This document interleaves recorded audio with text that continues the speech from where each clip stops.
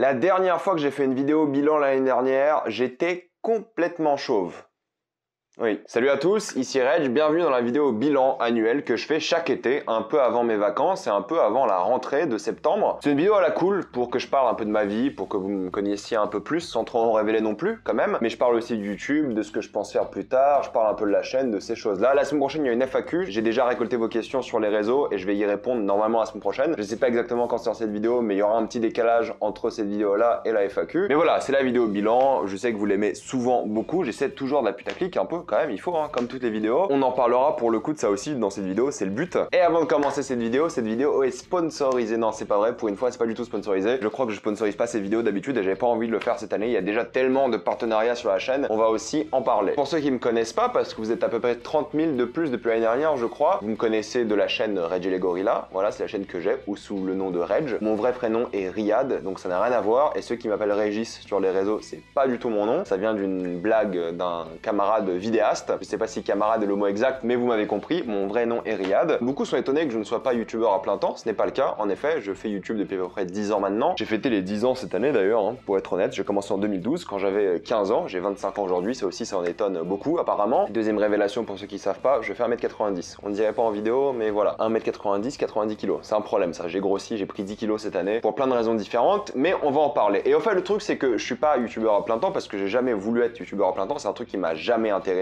Pour vous donner un peu mon parcours, j'en avais un peu parlé sur la chaîne secondaire aussi à l'époque, mais pour vous donner mon parcours, donc j'avais grandi à Paris, j'ai fait mon lycée à Paris, enfin toute ma vie à Paris, j'ai grandi là-bas, je suis né. Je suis parti à 20 ans finir ma licence d'informatique à Lille, à l'université de Lille. J'ai fait mon stage en start-up à Aura Technologies, ça m'a pas du tout plu. J'ai changé de filière complètement, je suis allé dans l'éco-gestion. J'ai eu la chance d'arriver en L2 directement, j'ai fait L2 éco-gestion à Lille, L3 éco-gestion en Erasmus à Cracovie, et je suis rentré à Lille pour faire mon master en affaires européennes de l'université de Lille aussi. J'ai validé donc mon M1 et là je suis en train de valider mon M2, j'ai ma défense de fin de stage en septembre. Donc tout ce moment où vous regardiez mes vidéos, j'étais étudiant à côté, je faisais mes cours en fait à côté, et YouTube est devenu une sorte de job étudiant. Un job étudiant extrêmement bien payé, on en reparle plus tard de ça, mais c'est vrai que voilà, c'est un job étudiant. Le gros changement qui va avoir lieu à la rentrée en septembre, concernant ma vie en tout cas, c'est que durant mon master, j'ai fait 2 stages. J'ai fait un stage l'année dernière en un gros cabinet d'audit conseil, l'un des Big Four ici à Lille, toujours dans le travail de projet européen, et ensuite j'ai fait là, en tout cas là, je suis encore en train techniquement, normalement lorsque vous regardez ces vidéos, je ne le suis plus, mais en stage pour un bureau de l'Union Européenne, aussi à Lille. Vu que je suis en master d'affaires européennes, l'objectif c'est de travailler sur des projets européens. Et à la rentrée, fin août, je commence un nouveau métier. Je serai donc en CDI, espérons-le après la période d'essai, mais je me connais, normalement ça devrait bien se passer. Si vous connaissez la chaîne, vous savez que je charbonne, que ce soit la chaîne ou à côté. Et je vais commencer donc mon premier CDI de ma vie. Je vais être chargé de projets européens. Je vais travailler donc sur des projets européens. C'est un milieu qui m'intéresse beaucoup, l'Union Européenne, les affaires européennes. Et là, je suis très content d'être en CDI à la rentrée. On ne dirait pas que je suis content parce que je suis épuisé, je suis en train de faire toutes les vidéos qui vont sortir pendant les vacances. Donc je suis carrément fatigué et tous les gens que j'ai croisés ces derniers jours me disent que je suis épuisé. C'est parce que je suis épuisé. Parce que cette année, vous l'avez peut-être vu sur la chaîne, mais je me suis donné à fond et je vais vous expliquer pourquoi après. Mais l'année dernière, c'est vrai que je vous avais donné quelques objectifs que j'avais dans ma vie. C'était donc de finir mon master. Ça c'est fait, je vais l'avoir. Je veux dire là, le rapport de stage est terminé. Je suis encore en train de faire le PowerPoint de défense, mais je l'aurai. J'ai déjà eu 15 de moyenne au premier semestre. Le CDI, je l'ai. Alors il y a encore la période d'essai, mais normalement il n'y a pas de raison que ça se passe mal. Et il me manquait un truc que je voulais, c'est un appartement à acheter, mais ça, on en parle après. Je suis en train d'atteindre tous mes objectifs dans ma vie, donc je suis extrêmement content par rapport à ce que je disais l'année dernière, parce que c'est aussi pour moi une vidéo qui me permet de mettre des objectifs et de les atteindre d'année en année, donc je les ai atteints pour l'instant. Et le gros changement concernant la chaîne, c'est que j'avais toujours cette philosophie de 3 vidéos par semaine. Voilà, c'est ce que je trouvais honnête, logique et bien. Mais depuis septembre à la rentrée, c'est vrai que je me suis dit, je peux faire plus. Ce qui était peut-être pas un choix très intelligent, mais je me suis dit, je vais faire 4. Je me suis dit, je vais faire 4 depuis février, techniquement. Mais en vrai, depuis septembre, je fais 4. En moyenne, je fais 4 vidéos par semaine, des fois 5, des fois 6. Et quand t'es étudiant, ça va. 4 vidéos par semaine, c'est très facile. Enfin, très facile. Ça se fait. Quand le stage a commencé, c'était un peu plus dur, 4. Mais ça se fait encore. C'est un stage. J'avais le même taux horaire, mais pas les mêmes responsabilités qu'un CDI ou des choses comme ça. J'ai eu un stage qui était beaucoup moins taxant que l'année dernière. L'année dernière, j'étais beaucoup plus occupé, du coup, c'était beaucoup plus dur de sortir des vidéos. Mais cette année-là, c'est vrai que c'était un peu plus relax le stage et j'ai pu continuer à sortir 4 vidéos par semaine. Là où j'ai eu du mal, honnêtement, c'est là parce que je me suis dit, je pars à peu près 3 semaines en vacances, un peu moins, 2 semaines pour être honnête. Et je me suis dit que pour une fois, je sortirais, pour la première fois à la chaîne, le même nombre de vidéos que d'habitude, donc 4 vidéos par semaine pendant mes vacances aussi. Donc je suis en train de faire des vidéos en avance pour vous les sortir pendant que je suis en vacances. C'est un rythme que je ne tiendrai pas toute ma vie, le 4 vidéos par semaine. C'est un rythme, je pense, vouloir l'arrêter en tout cas en janvier 2022. Cette année, je veux finir avec 4 vidéos semaine pour une question de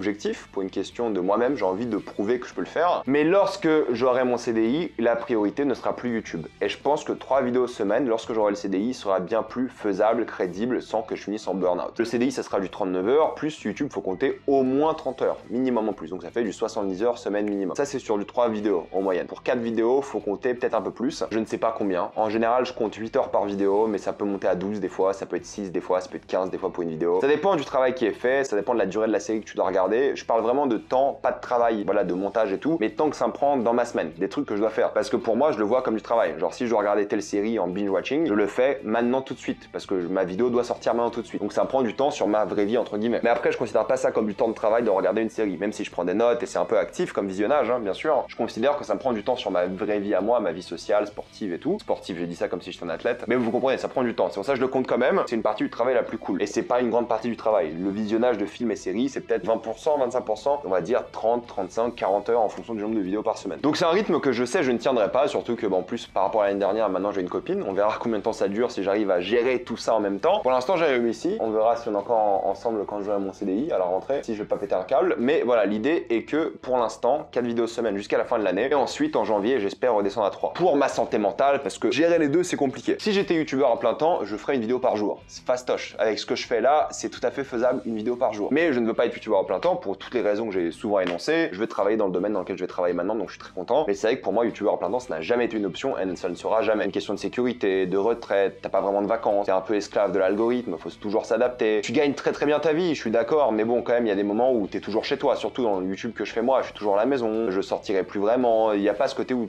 tu fais des choses qui sont différentes, c'est-à-dire que faire des vidéos, c'est cool. Mais là, mon travail que je vais avoir là et les stages que j'ai eus étaient bien plus gratifiants personnellement que juste sortir des vidéos, quoi. Je préfère avoir des relations professionnelles, aller à des conférences, des voyages d'affaires, des trucs comme ça, que faire des vidéos YouTube dans ma chambre. C'est pas du tout la vie que je veux, quoi. Pas du tout. Là, je suis content, je vais avoir un travail où je vais être en contact avec plein de gens, ça va être grave social, en même temps, je vais faire un travail qui me semble utile, je vais bosser dans un domaine qui m'intéresse et qui est utile, je trouve, aux gens de la vraie vie. YouTube, c'est un divertissement pour les gens, c'est un truc en plus. Là, je vais faire des trucs qui peuvent peut-être un peu clichés, mais changer la vie des gens. Je vais être chargé de projets européens, je vais chercher de l'argent pour des entreprises, grosso modo. C'est ça que ça va être mon travail. Essayer de faire financer des projets, en gros. C'est un truc qui m'intéresse beaucoup plus que YouTube. Mais ça veut pas dire que j'aime pas YouTube, ça veut juste dire que je pèterais un câble si j'avais que YouTube dans ma vie. Mais de la même manière que je pense que je pèterais un câble si j'avais que mon travail à côté. Donc pour moi, avoir les deux, avoir un équilibre, même si mon CDI sera la priorité, avoir les deux, rentrer à la maison et me dire que là je peux faire des vidéos, c'est cool aussi. Le fait d'avoir deux activités, ça fait vraiment du bien, je trouve, à la santé mentale. Non pas que j'ai des problèmes de santé mentale, mais je pense que, c'est pas que je pense, c'est que je sais, si j'étais que sur YouTube, moi je serais dépressif.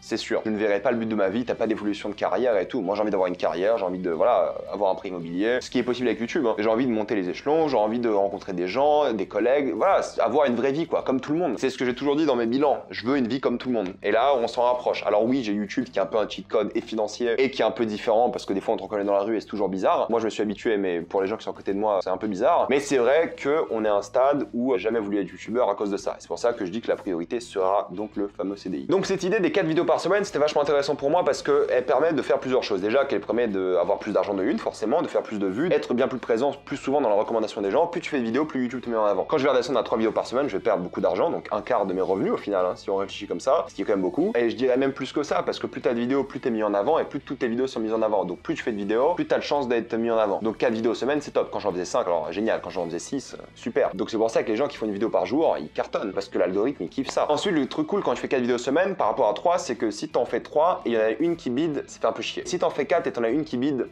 je t'en fous. Et ça, c'est vachement cool pour le coup. Parce que tu dis, tu peux te faire un peu plaisir et tu peux tenter des trucs un peu différents, ce qui n'est pas le cas. Au final, tu essaies de toujours plus optimiser, en tout cas d'après moi, et de jamais plus faire de bid parce que t'as pas envie de faire de bid. Et si tu fais un bid dans ce que je fais moi, dans mon travail, c'est-à-dire que j'ai mal géré la manière de faire la vidéo. On va en parler après. Mais bref, donc pour moi, c'était génial, même si là, ça m'a beaucoup fatigué de vous sortir des vidéos pendant les vacances. Normalement, quand je fais cette vidéo, j'ai quasiment fini toutes les vidéos de vacances. Vous allez d'ailleurs peut-être me croiser durant mes vacances parce que je serai une semaine dans le sud de la France. Et ensuite, je partirai une semaine à Chypre. Mais ce qui se passe, c'est que du coup, il y a plein de vidéos qui vont être en retard ou qui n'auront pas lieu tout simplement. Il y aura une vidéo actualité, voire 2 qui seront en retard ou qui seront pas faites tout simplement. Peut-être je ferai une vidéo actualité pour les 2 semaines. La critique de Nope, je vais la faire car entre mes 2 petits voyages, je reviens un jour et demi à Lille et je pourrais refaire quelques vidéos, genre 3 vidéos, le temps que je sois un peu chez moi. Donc la vidéo de Nope, je la ferai mais elle aura du retard. La vidéo Sandman, je la ferai, la critique à chaud, hein, je parle à chaque fois de ces 2-là, mais elle aura du retard. Je voulais faire Prey, mais du coup je le ferai pas parce que j'aurai pas le temps de faire Prey et il y aura trop de retard et c'est pas un film qui vous aurait intéressé. Donc Prey, je vais le faire dans une vidéo de critique multiple comme je fais d'habitude. d'habitude. Et ce qui m'embête un peu, c'est Better Call Saul qui finit en plein milieu de mes vacances. Déjà que c'est pas des vidéos qui marchent bien. La saison est exceptionnelle hein, pour le coup, pour l'instant. C'est vrai que si je rentre et ça sera genre 2 semaines plus tard quand je ferai la critique Better Call Saul, ça sert à rien, personne va la regarder, ou très peu de gens. Du coup, je pense qu'elle sera dans une vidéo de critiques multiples de séries. Et pareil pour Westworld, c'est des séries dont j'ai fait les précédentes critiques, des précédentes saisons, et j'avais envie de les refaire, mais elles finissent toutes les deux la même semaine où je suis en vacances. Et c'est le genre de vidéo, faut les sortir tout de suite maintenant, parce que les séries comme ça déjà qui font pas beaucoup de vues, si tu la sors trop tard, tout le monde s'en fout. Et c'est dommage. Donc je préfère conseiller la série différemment. Elles seront toutes les deux dans des vidéos critiques multiples, comme j'en ai pas mal fait cette année. Peut-être j'en parlerai juste de ces deux séries-là en une seule vidéo pour pouvoir en parler un peu plus. Je verrai comment je gère ça, mais ouais. Malheureusement, je ne pense pas qu'il y a de critiques de ces deux saisons de série. On verra, peut-être j'en regarderai Better Call Saul et ça sera tellement exceptionnel que j'aurai envie d'en parler. Donc pour parler un peu de la chaîne et des vidéos qui ont un peu évolué cette année, c'est la première fois que j'ai l'impression d'avoir fait un truc un peu différent depuis un moment, parce que j'étais vraiment en Erasmus puis le Master 1 et je faisais critique à chaud, vidéo débat, des choses comme ça. Et il n'y avait pas trop de nouvelles choses, je trouve, parce que j'avais pas de trop d'idées non plus. Et j'ai trouvé donc un concept que vous aimez beaucoup, que moi j'aime beaucoup faire, c'est l'actualité. Les vidéos actualité, j'aime beaucoup les faire pour la simple et bonne raison que j'ai toujours envie de parler d'actualité. Mais des fois, je pouvais pas faire une vidéo individuelle pour parler d'un sujet pendant 2 minutes, parce que des fois j'avais pas plus de choses à dire. Et alors là, combiner toutes les actus de la semaine, dans un format que j'ai au fait sorti il y a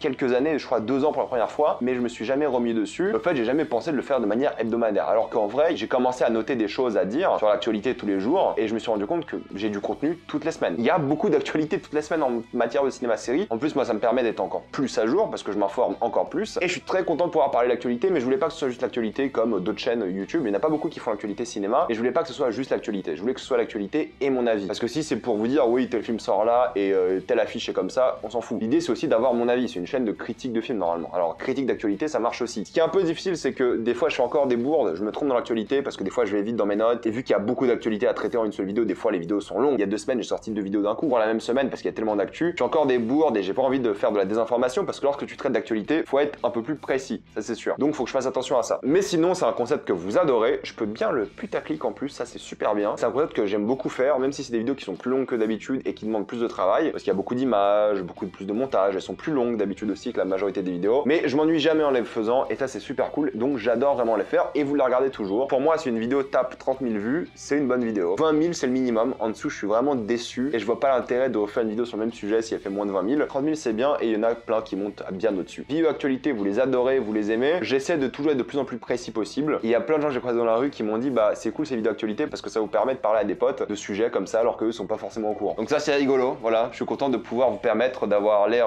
beaucoup plus instruit d'un point de vue de l'actualité cinéma série en soirée ou dans votre vie sociale. Mais voilà, j'essaie de faire le moins de bourdes possible parce que maintenant quand tu transfères de l'information comme ça qui n'est pas qu'un avis, faut faire bien plus attention, c'est pas la même responsabilité. Donc ça je fais attention. Il y a un truc que j'aimais pas forcément faire, c'est les réactions bande-annonce. Alors en fait j'aimais bien les faire de une, mais c'est toujours des vidéos trop courtes, 4-5 minutes. Et le problème c'est que des vidéos bande-annonce, faut que tu sois présent quand la bande-annonce est sortie. Genre si la bande-annonce elle sort un mardi à 21h et t'es pas dispo, ça sert à rien de la faire, personne va regarder ta vidéo. Mais si je mets mes réactions à mes bandes-annonces dans l'actualité, c'est pas mal parce que j'ai le temps, ça me stresse moins, j'ai plus cette urgence, sauf si c'est un film très attendu et j'ai envie de réagir que en une seule vidéo et je suis présent sur place. Là ouais, là je ferai une vidéo comme d'habitude que sur la bande-annonce. Mais si je suis pas dispo, je décale à la fin de semaine pendant la vidéo actualité parce que les bandes-annonces c'est l'actualité. Donc ça je suis content, j'ai pu m'enlever un peu un poids parce que des fois en fait t'organisais ta journée, enfin moi j'organisais ma journée par rapport au fait que je sais que la bande-annonce de tel film sort à telle heure, faut que je sois disponible ce soir-là, donc faut que j'aille au sport avant, puis que je fasse des trucs là, et puis je vais me coucher tard comme d'habitude. C'est le problème au fait avec quand t'as un emploi à côté, c'est que des fois tu vas voir un film, genre le mardi soir à 21h, tu sors de la séance, il est 23h40. Si je veux faire les bonnes choses pour ma santé à moi, ça serait de tourner la vidéo, me coucher à minuit 20, minuit 30, aller au taf le lendemain, faire le montage en rentrant du taf. Mais ce que je fais, c'est que je filme la vidéo jusqu'à minuit 20, minuit 30, je fais le montage, vers 2h30, 3h je finis, je vais me coucher et je sors la vidéo comme ça le lendemain direct. Parce que si je la sors jeudi midi, déjà il y a du Rendal qui est sur ce créneau là, mais mercredi soir c'est nickel. S'il y a une avant-première, s'il n'y a pas d'avant-première, c'est jeudi midi. Ça, il n'y a pas de stress, tout va bien. Donc j'ai l'impression que cette année, j'ai plus ou moins réussi à supprimer ma dépendance aux vidéos vraiment faites sur le moment. C'est toujours le cas, faut toujours être réactif, hein, mais beaucoup moins. On parle plus d'heures, on parle de un jour ou deux là, grand max. Donc ça c'est cool parce que les gens sont quand même intéressés et ça c'est vraiment agréable. Mais je sais que par exemple ma critique de Sandman elle fera beaucoup moins de vues car je la sortirai une semaine plus tard. Nope, ça ira je pense parce que c'est genre 2-3 jours plus tard, mais Sandman ouais c'est tard quoi, une semaine plus tard pour une série c'est tard. Autre truc cool c'est que j'ai toujours voulu parler de plus petits films sur la chaîne parce que les critiques à chaud maintenant c'est pour les gros films, vous l'avez compris, mais j'ai toujours voulu parler de plus petits films parce que j'aime aussi tout le cinéma et plus plusieurs petits films, mais ça c'est des trucs qui font jamais de vues, donc ça pénalise ma chaîne et personne regarde. Le but si tu parles de petits films, c'est que les gens aillent regarder les films. Tout le monde connaît le dernier Marvel, mais pas tout le monde connaît le dernier Cronenberg par exemple. Qu'une vidéo sur Cronenberg fasse quoi, 90 000 vues, trop bien. Donc j'ai réussi un peu à vous donner vraiment envie de cliquer sur des critiques multiples, où là je parle de plus petits films ou des films qui sont grands, mais je les ai vus beaucoup plus tard. Donc ça m'enlève encore une fois ce stress de tout voir sur le moment. C'est moins intéressant pour vous d'un certain point de vue parce que du coup les critiques en soi durent moins longtemps. Au lieu de parler 12 minutes d'un film, j'en parle 2 minutes. Le but c'est pas de faire une critique complète, mais de vous recommander un film en fait. Là où les critiques c'est plus des débats, discussions entre potes, et c'est destiné un peu malheureusement aux films les plus populaires qui vont le plus intéresser les gens pour créer le plus de débats possible. Et sinon les vidéos font pas de vues donc ça sert à rien. Mais là, avoir des vidéos où je peux vraiment vous inciter à aller voir des plus petits films, quand même faire des vues et elles font bien les vues tout en vous donnant envie de regarder ces vidéos, c'est grave cool. Et c'est cool de vous faire des vidéos sur Crime du futur un petit peu, sur Decision to Live, sur El Buen Patron. C'est cool de motiver les gens à regarder des films comme ça et vous êtes plein à avoir regardé ces films après que je les ai conseillés. Donc ça c'est important. Pareil pour les séries, des fois je regarde des séries quelques mois plus tard, quelques semaines plus tard, mais j'ai quand même envie d'en parler pour vous les conseiller ou pas. Et ça je pense que je trouve un bon équilibre où je peux vraiment attirer votre attention, vous faire cliquer, vous faire regarder ces vidéos et en même temps parler de ces films. Donc ça c'est vachement cool et je suis grave content. Et au fait c'est ça qui est bien, c'est que j'ai commencé à trouver un peu plus de technique. Parce que ça c'est un truc que je faisais souvent, de faire de multiples critiques, mais ça a jamais réellement pris. Je savais pas bien mettre en avant. Là j'ai enfin trouvé la solution, pour l'instant elle marche, et donc je suis content de pouvoir vous conseiller d'autres films comme ça. Et ce qui est cool avec le fait d'avoir 4 vidéos par semaine, c'est qu'au fait je peux même dédier une des vidéos à faire la critique d'un épisode de série qui sort de manière hebdomadaire. Ce qui est quasiment sûr, pas encore sûr à 100%, mais ce qui est sûr c'est que House of the Dragon et Le Seigneur des Anneaux, il y aura peut-être une vidéo par semaine pour les deux. Et vu que les deux vont être diffusés durant la même période, c'est fort probable que j'en parle toutes les semaines. Donc 2 vidéos par semaine plus une vidéo actualité, il me restera une vidéo par semaine pour parler d'autres choses. Mais bon, s'il y a 4 films intéressants qui sortent populaires la même semaine, je ferai les 4 critiques quoi qu'il arrive. Mais juste pour vous dire que voilà, il y aura peut-être une vidéo par semaine sur ces deux sujets-là. J'ai pas lu le Silmarillion, j'ai pas lu tout le lore de Game of Thrones, j'ai lu les livres principaux de ces deux franchises. Ma chaîne sera pas là pour les easter eggs, les théories et tout. Ça sera là pour toujours donner un avis. Je l'ai bien fait cette année, j'ai beaucoup aimé avec Obi-Wan, avec Moon Knight et plein d'autres. J'ai beaucoup aimé faire ça, les critiques épisode par épisode, parce que ça me donnait un rendez-vous à moi hebdomadaire qui était grave cool. Et en plus, c'est cool de vraiment plus approfondir un peu la critique sur épisode par épisode, parler plus longtemps d'une scène ou d'un truc comme ça. Donc c'est un exercice intéressant que je ferai sur pas mal de séries, je sais pas lesquelles. Je verrai au fur et à mesure les séries qui m'intéressent où je me dis ça vaut le coup de le faire semaine par semaine et les séries qui vous intéressent aussi vous. On verra comment je ferai justement ces choix. Mais j'ai aussi beaucoup aimé refaire une deuxième critique d'un film avec un deuxième visionnage. Je l'ai fait récemment avec Thor, critique à chaud, et deuxième critique où j'ai revu le film, j'ai lu vos commentaires, je réponds à ça. C'est toujours cool parce que c'est des films où il y a des choses à dire en général. C'est des gros films, il y a beaucoup de débats autour et c'est cool de pouvoir reparler de ces films et je suis content que ça plaise aussi. Cette année aussi, il y avait tout le délire avec Johnny Depp, Amber Heard, mes vidéos que j'ai fait sur le sujet. Il y en avait beaucoup des vidéos sur le sujet pour le coup parce que ça m'intéressait. Je pensais jamais qu'une première vidéo allait faire 940 000 vues, c'était aberrant. Je le pensais pas du tout, hein. Il me fallait une vidéo pour la semaine, je savais pas de quoi parler, un sujet d'actualité, j'en ai parlé, bim. Et après je me suis dit ok, ça intéresse les gens, j'ai vu beaucoup de réactions, j'ai répondu à des réactions vidéo, j'ai parlé de la carrière de Johnny Depp, des trucs comme ça. Donc ça j'ai bien aimé cet arc un peu sur la chaîne. Mais dès qu'il y a un truc comme ça, vous le savez, hein, je suis présent, dès qu'il y a l'actu cinéma-série, j'en fais plein de vidéos sur des sujets comme ça, en fonction de ce qui est à la mode quoi. C'est normal, c'est ce qui m'intéresse aussi, c'est l'actualité cinéma-série. C'est pour ça qu'il y a moins de critiques d'anciens films, c'est que maintenant il y a tellement d'actualités et j'ai réussi à parler de tellement d'actualités que je fais moins des critiques d'anciens films. Je sors dès que je peux encore des trucs, les films à voir dans sa vie ou les séries à voir dans sa vie. À chaque fois que je fais ces vidéos là, je regarde de nouveau les 5 films. Les séries j'ai pas le temps, c'est évident. C'est dur des fois de trouver le temps de regarder 5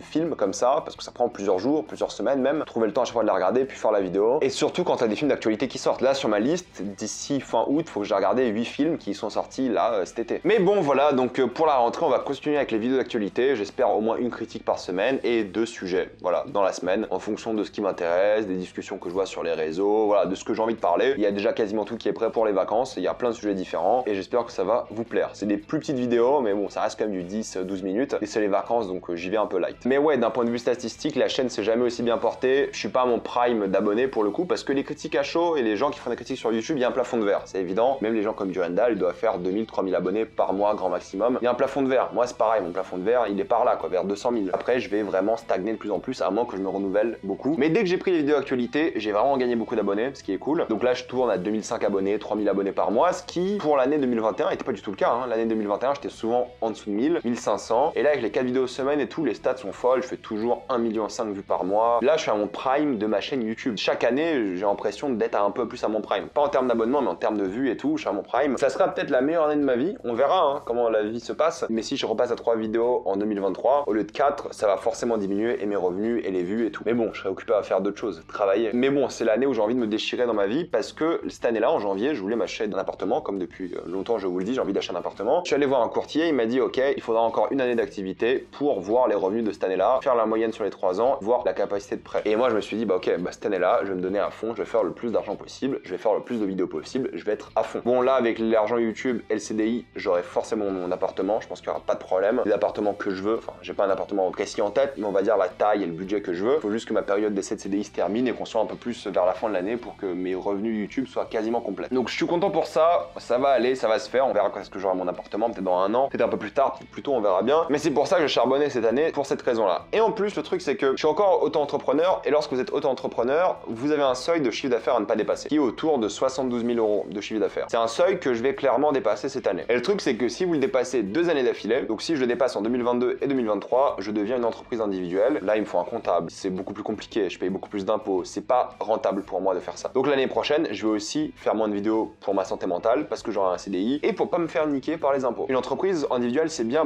quand t'as des ambitions de faire encore plus d'argent, de t'étendre et tout, mais moi j'ai pas cette ambition-là, donc faut que je reste en dessous du seuil l'année prochaine. Faire moins de vidéos, c'est pour moi vraiment win-win, et gagner moins d'argent aussi, certes, mais bon, 72 000 € de chiffre d'affaires, c'est 6 000 € brut par mois, ça me reviendra à 4 000 € net, quoi, c'est n'importe quoi, c'est des sommes colossales. Vous êtes peut-être habitué à des youtubeurs millionnaires, mais gagner 4 000 € net par mois avec YouTube, et avec mon CDI à côté, je vais très bien vivre. C'est une somme pour beaucoup de personnes de fin de carrière, c'est énormissime, j'en suis bien conscient. Mais il y a un moment, YouTube sera pas là toute ma vie, donc faut que je stocke maintenant plutôt que plus tard, et on verra combien de temps je ferai YouTube. On verra, ça c'est toujours le doute, parce que j'ai toujours dit, lorsque j'aurai un travail, j'arrêterai YouTube, j'aurai pas le temps, mais j'ai le temps, je peux le faire, honnêtement. Pour l'instant, je peux le faire, peut-être lorsque j'aurai une famille, j'arrêterai, mais c'est pas pour tout de suite, donc on verra comment ça va se passer. Mais je pense que là où beaucoup de youtubeurs câblent, tout simplement, c'est niveau, je touche un câble en disant ce mot-là, c'est niveau statistique, parce que si t'es youtubeur plein temps, tu regardes trop les chiffres, les stats et tout. Parce que je comprends le côté addictif des choses. Moi, quand je vois mes stats monter, je vois l'argent monter, je suis content, comme tout le monde. Et évidemment, c'est addictif de voir des bons chiffres. Mais le truc, c'est que si je fais des mauvais chiffres, je m'en fous, parce que j'ai un travail à côté. Et j'ai toujours eu des études à côté, et YouTube n'a jamais été ma priorité. Donc c'est vachement simple pour moi. Et que je suis plus matrixé par les chiffres, ça m'intéresse plus. Du moment que j'ai mon CDI, moi je suis content. Si je fais des vidéos à côté, j'en ferai toujours pour la discipline et aussi pour vous. Et aussi parce que ça rapporte de l'argent à côté. J'arrêterai pas tout de suite. C'est addictif, mais j'ai ce côté où je peux me détacher de YouTube, ce que beaucoup de youtubeurs n'ont pas. Et quand tu leur fais des critiques par rapport à leur chaîne, ils le prennent de manière personnelle ou des choses comme ça. Moi je m'en branle, critiquez-moi, je m'en fiche. Moi je vis bien ma vie, je suis content, il y a aucun problème. Et je pense que c'est sain de pas faire YouTube à temps plein, parce que temps plein, tu te remets en question, t'es dépressif et des trucs. On les connaît les histoires de youtubeurs qui sont pas bien. Moi je sais que je serais pas bien non plus, je le sais. Mais là, au moins, j'ai autre chose à faire de ma vie. Et YouTube, c'est juste maintenant un plus petit truc, quoi. C'est toujours grand, mais c'est un truc sur le côté. Et ça, c'est bien, ça c'est sain. Ne commencez pas et ne faites pas ça de manière temps plein. C'est risqué de fou d'être youtubeur, vous vous rendez pas compte. C'est vraiment risqué. Donc franchement, gardez un travail à côté, quoi. Même un mi-temps, un truc, un temps partiel, j'en sais rien. Parce que YouTube, faire ça pendant 42 ans, 45 bientôt, la retraite, faudra y aller, quoi. C'est dur, c'est pas évident. Et c'est pas des compétences qui sont forcément transférables. Moi, si j'ai un CDI, une carrière, je gagne en année d'expérience. Si j'arrête pendant un an après 10 ans d'expérience, ça va, je peux reprendre après. Si vous arrêtez YouTube pendant un an,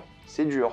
C'est vraiment dur. Tout ça pour dire que je suis très épanoui sur la plateforme, très heureux, je me force plus, je fais ce que j'aime. J'ai jamais pris autant de plaisir que cette année à faire des vidéos YouTube, j'étais grave content. J'étais un peu lassé l'année dernière et tout, je le faisais quand même, mais j'étais un peu lassé à certains moments, je fais putain, faut que je fasse cette vidéo, j'ai pas envie de regarder cette série et tout. Là, je m'en fous. J'ai à chaque fois trouvé des concepts pour me soulager mentalement, de plus me forcer à faire des trucs. Sonic, j'avais pas envie de faire une critique à chaud, quoi. Alors que le film est pas mal, j'ai bien aimé. J'avais pas envie de faire ça, du coup, je me suis pas forcé, je l'ai mis dans une critique multiple. Donc ça, c'est bien, j'ai trouvé un moyen de toujours m'épanouir cette année-là. J'ai trouvé un bon équilibre, tout en vous faisant plaisir, tout en faisant des vues, tout en m'allégeant un peu cette charge mentale, parce que YouTube, quand t'es obsédé par ça, c'est une vraie charge mentale, et quand t'es aussi obsédé par moi, par la discipline, par le travail et tout, ça peut être une charge mentale rapidement. Donc se reposer, c'est bien aussi, évidemment, faut toujours le faire. Pas cette année pour moi, mais l'année prochaine. Là, je pars un peu en vacances, mais vu que j'ai fait des vidéos d'avance et j'ai pas beaucoup dormi ces dernières semaines, je considère pas ça comme des vraies vacances. Surtout que je reviens pour en faire des vidéos. Enfin bref, je suis grave épanoui, je suis grave heureux, et j'aime beaucoup ce que je fais sur la chaîne. Et j'aime bien aussi ce que je fais sur les réseaux sociaux, c'est-à-dire Twitter majoritairement. Alors Twitter, c'est là où je suis plus actif, parce que c'est plus simple d'être actif sur Twitter. T'écris, tu balances. C'est là que je me fais pas mal connaître. Je pense que maintenant beaucoup de gros noms me connaissent aussi pour la simple et bonne raison que j'ai des avis que je partage qui ne sont pas généralement les avis de Twitter. Et forcément, vu que j'ai un peu de notoriété, plus de 20 000 abonnés, ça énerve les gens. Ça aurait été un random qui disait ce que je disais, tout le monde s'en foutrait. Et vu que c'est moi avec un peu de notoriété sur les réseaux, ça énerve beaucoup de gens. Donc j'ai parlé beaucoup de politique cette année, c'était les élections. Moi j'adore la politique, j'adore suivre ça. Et je donne mon avis sur YouTube. Là en ce moment, je suis en train de donner mon avis sur le fait que YouTube c'est pas un travail difficile et il y a plein de youtubeurs qui sont grave vénères. Je maintiens que youtubeur n'est pas un travail difficile. difficile et essayer de me citer 10 youtubeurs qui ont vraiment un travail difficile. C'est dur à trouver pour le coup. Il y en a qui charbonnent, hein. Il y a toujours des gens qui charbonnent et moi je charbonne aussi. Mais pour beaucoup de youtubeurs à temps plein, et j'en connais, je sais comment ils bossent. Pour beaucoup d'entre eux, ils sortent une vidéo tous les 2 mois qui demandent pas le travail de 2 mois en 35 heures semaine. Il y a beaucoup de youtubeurs qui roulent sur l'or, ils se font beaucoup de thunes, qui font pas 35 heures semaine. Et moi je suis toujours honnête avec tout ce que je dis, avec mon expérience aussi, mais aussi avec ce que je connais, mais je vais pas forcément dénoncer des noms parce que c'est pas à moi de faire ça et ça sert à rien. C'est pas comme si c'était grave. Tant mieux pour eux s'ils bossent 30 heures semaine et ils se font plein de thunes. Tant mieux pour eux. Moi si j'étais en temps plein YouTube, je serais pareil. Donc je suis toujours dans des polémiques, surtout politiques, parce que j'ai un avis qui est un peu différent de Twitter. Rien de grave, hein, je suis pas raciste ou des trucs comme ça. J'ai beaucoup fait parler de moi sur Twitter, surtout l'histoire avec les 45 heures cette année. Alors ça, mon tweet a été vu je crois 20 millions de fois, un truc comme ça, c'est ahurissant. Tout le monde me l'a envoyé, mes potes, mes proches et tout, c'est un délire. Tout le monde a vu ce tweet. J'ai dit qu'en gros, je trouvais pas ça anormal de bosser 40 heures semaine, 40-45 heures quand t'es jeune. Parce que moi je suis à un rythme, je suis à 70 heures semaine minimum quoi, tout le temps. Pour moi 40 c'est des vacances quoi, c'est rien du tout. Si je suis en CDI, je suis en 39, si j'avais que ça à faire de ma vie, j'aurais tellement de temps libre, vous vous rendez pas compte. Pour moi je trouve pas ça aberrant alors que je fais des choses, hein. Je fais du sport, j'ai une vie sociale, j'ai une copine. Il y a un moment, j'ai le temps. Je me suis fait shitstorm sur ça, mais en même temps Twitter, moi j'appelle ça chômage land. Il y a une vraie déconnexion de la réalité sur Twitter. En même temps, la majorité des gens que je connaisse ne sont pas sur Twitter. Les gens qui ont un travail majoritairement que je connaisse ne sont pas sur Twitter. C'est une bulle Twitter, faut pas prendre Twitter au sérieux quoi. Il suffit de voir les élections. Si Twitter c'était les élections, c'était Mélenchon qui était élu à 98% et ensuite les autres trous du cul quoi. Mais la réalité n'est pas ça et Dieu merci c'est pas ça. Dieu merci que c'est pas Twitter. Twitter c'est malsain, c'est vénère, c'est raciste, c'est misogyne, c'est horrible, il y a trop de liberté sur Twitter. Les gens ils disent des trucs mais ils devraient choper des mains courantes tout le temps, porter plainte. J'ai d'ailleurs porté plainte plein de fois. Il y a des gens ils disent des trucs sur Twitter. Normalement ils ont plus jamais de travail quoi. J'ai jamais dit de dinguerie, j'insulte jamais les gens ou je pense que je l'ai très rarement fait. En tout cas je l'ai pas fait ces dernières années parce que je parle de sujets de manière honnête avec mon avis à moi et je le maintiens. Et beaucoup de gens pensent que je troll, beaucoup de gens pensent que je provoque, ce qui est pas tout le temps faux, mais c'est rarement vrai aussi. Beaucoup de gens pensent que je fais exprès pour faire parler de moi. J'en ai rien à faire. Je m'en fous que vous me suivez. D'ailleurs, c'est une mauvaise stratégie la manière dont moi je parle. Mes opinions à moi, elles ont rien de grave et c'est juste qu'elles sont à l'opposé de la majorité des gens et les gens réagissent. Mais oui, ça me fait perdre des followers, donc que je gagne de l'attention, ça sert à rien parce qu'en général, quand je tweete des trucs comme ça, je perds des followers. Je perds sûrement des partenariats aussi. Je perds des abonnés. Le coup des 45 heures, j'ai perdu, je crois, 1000 abonnés sur YouTube. Donc c'est pas rien non plus. C'est pas une bonne stratégie parce que les gens me disent tu fais ça pour les stats. Non, je donne juste mon avis, je le partage. De toute façon, j'ai dit je parlerai plus trop de politique maintenant que j'ai un CDI parce que quand t'as un CDI, t'as des responsabilités et j'ai pas envie de mêler la politique à ça. Par contre, je parle de YouTube, je vais parler de films et de séries encore une fois. Mais c'est vrai que c'est l'endroit un peu sombre, j'ai l'impression, pour plein de gens. D'après ce que les gens me disent, je considère pas ça sombre du tout. J'aime bien parce que c'est facile de faire un tweet. Même au stage, des fois, je pensais à un truc, je tweetais, ça prenait 30 secondes et je coupais mon téléphone pendant 2 heures et basta. C'est vrai qu'en stage, j'ai eu beaucoup d'opportunités sur Twitter parce que j'ai pas toujours eu beaucoup de choses à faire, ce qui est un peu malheureux. Mais bon, ça c'est un autre sujet. Mais voilà, Twitter, j'utilise souvent. Pour le coup, si vous voulez me suivre à un endroit où je suis actif, c'est là-bas. Et même pour mes avis cinéma-série, je me fais bien insulter. Instagram, j'utilise de moins en moins parce que c'est de plus en plus chiant à utiliser, je trouve. Et je regarde même plus mes fils, je regarde même plus les stories, j'ai plus le temps, ça m'intéresse plus. En plus, à chaque fois que je suis sur Instagram, je mets des screenshots de Twitter. Donc j'utilise même pas la plateforme comme il faut, mais encore une fois, je m'en fiche. Si j'utilisais la plateforme comme il fallait, je me ferais encore plus d'abonnés et tout. Mais je m'en fous. Je m'en fous, ça prend du temps ces conneries et j'ai pas envie. TikTok, j'aime bien parce que je réagis à des TikTok, ça me fait un peu rire, je m'amuse bien sur TikTok, ça permet de faire un truc un peu différent. TikTok, je m'éclate bien. Alors, il y a rien de critique dedans, c'est juste pour rigoler un petit coup. Et l'algorithme de TikTok est super puissant pour le coup. Franchement, si j'étais TikToker plein temps, je serais, je pense, très bien placé en termes de cinéma-série. Je pense que je pourrais devenir facilement le plus gros TikToker FR cinéma-série. Il y en a pas beaucoup, mais l'algorithme est tellement puissant, c'est tellement simple de le manipuler, je trouve, hein, qu'il y a aucun souci, quoi. Je pense que je le ferais facilement, en étant tout à fait modeste, hein, parce que je suis pas mal de francophones sur le TikTok game, et c'est bien ce qu'ils font, mais eux, ils le font avec des effets spéciaux, des trucs et tout, ils se prennent la tête. Moi, je fais juste des réactions à la con et je fais plein de vues, et c'est marrant. Mais si je faisais ça sérieusement, je sais que je pourrais faire plus. Mais j'ai pas le temps, c'est vraiment TikTok, c'est un truc que je suis aux toilettes, je scroll, je regarde, ah c'est marrant, je vais réagir à ça, pas pendant que je suis aux toilettes, mais plus tard, et basta, donc ça me fait un peu rire. Et le truc que j'ai un peu utilisé un peu plus maintenant, c'est Letterboxd. Alors Letterboxd, c'est une plateforme un peu comme Sens Critique par exemple, où vous notez des films, et il y a un côté un peu social, où tu peux faire des listes, tu peux les partager, tu peux noter les trucs, et je pense que je vais l'utiliser, et vous pouvez me suivre sur Letterboxd, je mettrai maintenant tous les liens dans la description et le commentaire épinglé, parce que je pense que maintenant je suis prêt à vous laisser voir ce que je vois, les films que je regarde, parce que vous connaissez un peu ma situation, j'ai un CDI, et vous allez comprendre à peu près le rythme que j'ai en ayant un travail, en ayant YouTube, que j'ai en regardant des films. Vous allez voir combien de films je regarde à l'année. Cette année-là, j'ai dû voir 35 films de 2022 peut-être, on est plus qu'à la mi-année, donc je trouve que c'est pas beaucoup, c'est l'une des années où j'ai vu le moins de films récents. Pareil pour TV Time, je vais m'y mettre. Alors je suis pas à jour sur les deux, hein. Je vais rajouter des films au fur et à mesure et des séries. Je suis pas à jour sur les deux, mais voilà, je les mets maintenant en public. Vous allez pouvoir me suivre un peu ma progression, partager. Je sais pas si on peut envoyer des messages là-bas, mais je répondrai pas, c'est sûr. Pas le temps. Déjà que je réponds pas à des messages sur Instagram, Twitter et tout parce que j'ai trop de messages, c'est ingérable de répondre à tout. Et j'aurais pas le temps maintenant que j'ai un travail, j'aurais pas le temps de répondre à vos messages. Si j'étais au chômage en septembre, j'aurais eu le temps, mais là c'est fini, c'est mort. Donc je réponds très rarement à vos messages. Je suis désolé, mais c'est juste pas possible. Donc voilà, suivez-moi sur tous ces réseaux et encore une fois, je suis pas un manipulateur, je suis pas un mec qui fait genre, je suis toujours honnête dans mes arguments. argument. Alors oui, je provoque un peu des fois, surtout sur Twitter, mais je cherche plus la fame. Moi, j'ai mon argent, j'ai mes abonnés, j'ai YouTube. Pour moi, ma monnaie principale, c'est les vidéos YouTube. Ça changera jamais. YouTube, ça sera toujours sérieux, toujours cinéma, série et basta. Des fois sur la chaîne secondaire, parce que j'en ai une, oui c'est vrai ça aussi, mais j'ai plus le temps pour la chaîne secondaire pour le coup. Dès que j'aurai envie de parler d'un jeu ou d'un autre truc, je serai sur la chaîne secondaire. Parce que des fois, j'ai envie de faire un truc sur la chaîne secondaire. C'est pour ça que j'ai créé la chaîne secondaire, c'est pour un peu scratch that itch. C'est ça le problème de bosser en anglais, je fais que des anglicismes. Donc c'est pour ça que j'ai les deux chaînes pour le coup, mais la chaîne principale ici, ça restera quoi qu'il arrive toute ma vie, cinéma, série. Sur les réseaux, je parle de plein d'autres trucs, sur la chaîne secondaire aussi, mais là, je parle que de ça. Si vous m'aimez pas sur les autres réseaux, sachez qu'ici, ça sera toujours un safe space. Il y a aussi un truc par rapport aux réseaux sociaux, surtout par rapport à comment j'utilise les réseaux sociaux et surtout mes mails. Je reçois beaucoup de mails de partenariat, d'invitation. J'aimerais juste rappeler un truc, c'est que vu que j'habite pas à Paris, j'habite à Lille, j'ai un désavantage compétitif. C'est-à-dire que je pourrais être invité, parce que je l'ai déjà été, je pourrais être invité à toutes les avant-premières presse, je pense, ou presque toutes, des gens qui m'apprécient encore aujourd'hui. Et vu que je suis clivant sur les réseaux, ça aide pas. Vu que je parle politique, surtout sur les réseaux, ça aide pas. Et vu que j'y vais jamais, de toute façon, même quand ils m'invitent, j'y vais pas parce que c'est à Paris et j'ai pas envie de faire le déplacement Lille-Paris, ça sert à rien. Je suis pas comme Captain Popcorn, je vais pas me plaindre que j'ai pas vu No Way Home un jour à l'avance. J'aime bien attendre comme vous, voir aux mêmes séances que vous. Si j'étais à Paris, j'irais sûrement, mais j'habite pas à Paris, j'ai pas envie de vivre à Paris. Donc j'ai un désavantage compétitif au fait de ne pas habiter à Paris parce que je ne vois pas les films en avance. Et ça peut être chiant à certains moments parce que du coup, je sors mes vidéos en retard et tout. Et surtout quand t'as de la compétition. Bon, maintenant, ça, j'ai presque 200 000 abonnés, je suis plus trop dans la compétition et je m'en fiche. Mais c'est qu'il y a un désavantage compétitif qui est un peu frustrant, surtout que les gens ils sont souvent invités à des trucs trop cool quoi. Ça, j'aimerais bien y aller, mais ça vaut pas le coup d'y aller, prendre un hôtel, revenir. Et un truc qui est important que je voulais dire, c'est que YouTube, mine de rien, j'adore ce que je fais sur YouTube et je vais continuer pendant encore quelques années, je pense. Mais c'est vrai qu'il faut le voir aussi d'un certain point de vue où c'est un peu aussi une prison, dans le sens où j'ai décidé de choisir, ça va être triste ce que je vais dire, le confort. En fait, j'ai décidé de faire YouTube, rester en France, donc je veux rester à Lille pour les années qui viennent, je veux rester en France. Si je partirais à l'étranger, je pourrais encore faire des vidéos YouTube, mais vu que je serais plus sur un calendrier français, ça serait beaucoup plus compliqué de suivre et d'être compétitif. Donc je reste en France à cause de YouTube, mais aussi grâce à YouTube. Parce que grâce à YouTube, je pourrais m'acheter un appartement. Et moi, je m'achète pas un appart que pour moi, je m'achète aussi pour mes enfants plus tard. J'ai envie qu'ils aient un truc plus tard. J'ai pas envie qu'ils payent un loyer, mes enfants, plus tard. J'ai pas non plus, moi, envie de payer un loyer tout court aussi. C'est une arnaque, le loyer. Ok, j'ai envie d'acheter des apparts pour louer. Certes, c'est hypocrite. Mais là n'est pas le sujet. Le truc, c'est que c'est un peu une prison, YouTube. C'est la vérité. On est coincé avec l'algorithme, avec la chaîne, en France. C'est une prison dorée. Très très belle prison. Il y a une piscine et tout. Donc je me plains pas. Mais c'est vrai que peut-être un jour, qui sait, j'aurais envie de faire carrière à l'étranger. Peut-être je vais avoir une opportunité de fou de carrière. Je vais dire, faut que j'y aille. J'adore la France et j'ai envie d'y rester le plus possible. Et si un jour, peut-être j'en ai marre ou je pète un câble et j'ai envie d'aller à l'étranger, peut-être j'irai. J'emmènerai YouTube le plus possible. Mais c'est que voilà, c'est aussi une prison, faut se rendre compte, surtout pour moi, parce que les études que je fais, j'aurais pu travailler à l'étranger, j'aurais pu faire un an dans un pays, puis un an dans un autre pays. Donc je choisis une vie complètement différente, ce qui n'a pas été un choix facile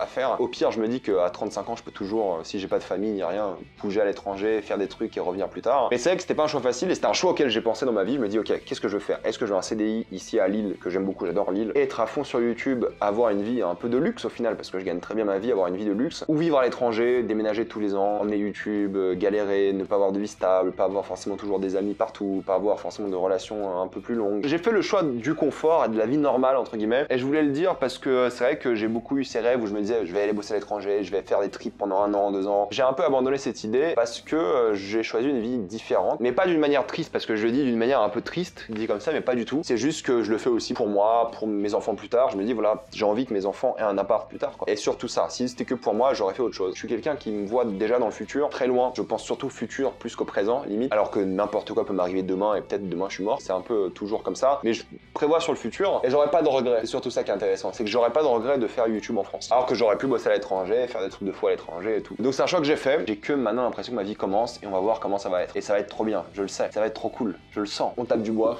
Mis à part les 10 kilos que j'ai pris, c'est pour ça que je porte du noir, c'est pour m'amincir, c'est vraiment faux en fait. C'est juste que si je porte du noir, l'éclairage fonctionne mieux, la caméra reconnaît mieux le noir et lorsque je fais des critiques à chaud, je peux mettre du texte sur du noir, du texte blanc. C'est plus simple de mettre du texte blanc sur un t-shirt noir qu'un t-shirt de couleur. C'est pour ça que je porte que des t-shirts noirs. Dans la vraie vie, je ne porte pas que du noir pour le coup. Avant de parler de mes revenus YouTube, de mon salaire, c'est vrai qu'il y a un truc dont je suis vraiment content, c'est que là je suis vraiment épanoui avec YouTube, je suis très content de ce que j'ai fait, je suis très content de ma vie personnelle aussi. J'aurai mon master, j'ai un CDI, je suis grave content. Le truc qui me rend vraiment fier sur YouTube pour le coup, c'est que j'ai jamais fait la lèche à qui que ce soit. J'ai jamais fait la lèche à Netflix, à Prime Video, à d'autres YouTubeurs et tout, j'en ai rien à faire. Pourtant à l'époque j'étais suivi sur les réseaux par les plateformes parce que je parlais juste de cinéma, de séries, que j'étais un influenceur cinéma-série, mais en fait, je préférais dire mes avis politiques et autres et perdre ses follow et probablement perdre des invitations que faire de la lèche. Qu'être là en mode ouais, Netflix, non, non, non, je m'en fous de ça. L'indépendance de me dire que j'ai pas besoin de ça pour faire de bonnes vidéos, pour faire des vidéos qui vous plaisent, elle est satisfaisante. C'est une vraie fierté de me dire que j'ai pas eu de boost d'un youtubeur. La seule personne qui m'a aidé, c'est moi-même. J'exagère un peu, mais j'ai fait 98% du travail, 99% du travail. J'ai eu de l'aide, des conseils d'autres youtubeurs à certains moments, c'est sûr, de moins en moins, parce que maintenant je comprends un peu mieux, de plus en plus, chaque année. J'ai cette fierté-là de pas faire de la lèche, de pas aller faire pote avec les youtubeurs juste parce que c'est mes collègues ou je sais pas quoi, et j'ai envie de faire des feats avec eux, je m'en branle. Et ça, cette indépendance-là, d'avoir besoin de personnes mis à part vous, les abonnés,